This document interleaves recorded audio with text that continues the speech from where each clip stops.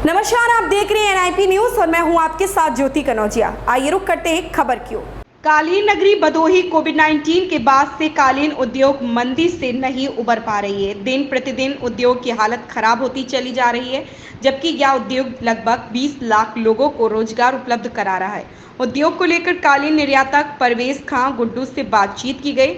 इस अवसर पर कालीन निर्यातक परवेज खां गुड्डू ने कहा कि कोविड के बाद से सारे इंडस्ट्रीज जो भी इम्पोर्टर थे उनका माल सेल नहीं हो पा रहा है। वहाँ के लोग इस पर पैसा इन्वेस्ट नहीं कर रहे हैं। उन्होंने बताया कि पूरे यूरोप में कोई भी काम नहीं है, जो भी काम है वह यूएस में है।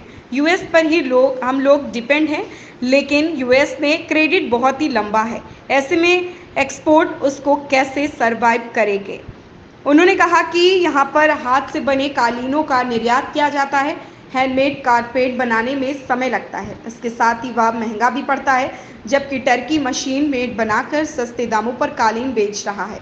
हैंडमेड कारपेट महंगा होने के कारण हम टर्की जैसे देश से कंपटीशन नहीं कर पा रहे।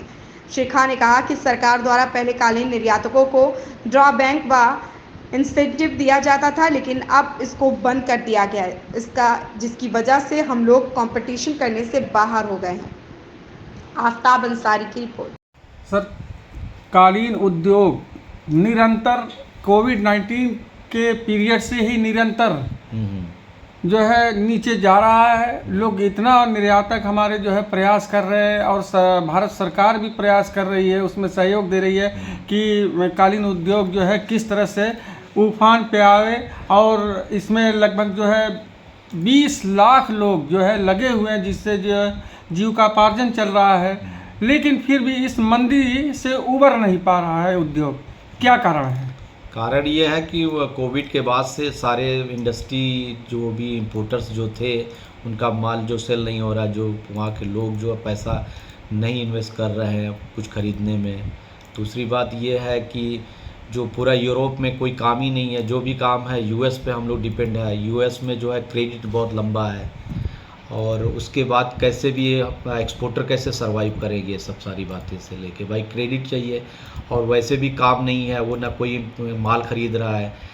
जो मार्च तक जो शिपमेंट गया, मार्च के बाद जो है अप्रैल मई एकदम ही मतलब नील जा रहा है।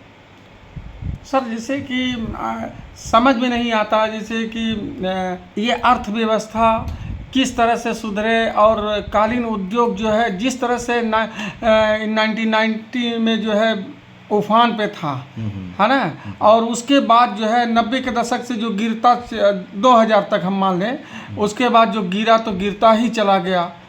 प्रयास नहीं हो रहा है, या कोई क्या कमियां हैं, या अब तो यूज एंड थ्रो का जो है ज़माना आ गया है। नॉटेड बहुत कम जो है लोग यूज़ कर रहे हैं, फिर भी जो है उबर नहीं पा रहा है। उबर ये इसलिए नहीं पा रहा है कि हमारी कारपेट की जो है कि जो हैंडमेड हमारी कारपेट है उसको हमें बनाने में टाइम लग रहा है। फिर हमारे यहाँ प्रॉब्लम ये आ रही है कि हमारे कारपेट की प्राइस ज़्यादा हो रही है। टर्की हमारे कारपेट को मतलब को बीट करके वो मशीन में वो सस्ते में बना रही है, और सस्ते में और जल्दी बन जा रहा है। हमारा हैंडमेड है, टाइम लग रहा है।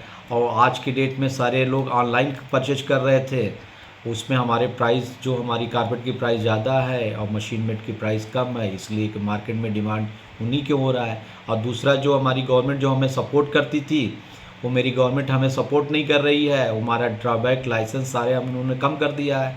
और मेरी जो हैंडमेड इंडस्ट्रीज़ थी तो कोई मशीन तो है नहीं, और सारे जो कास्ट उसी पे हम लोग जोड़ के होता था। आज वो कास्ट को जो हम लोग निकालते हैं, हम दूसरी कंट्री को हम बीट नहीं कर पा रहे हैं, जैसे टर्की को हम नहीं कर पा रहे हैं।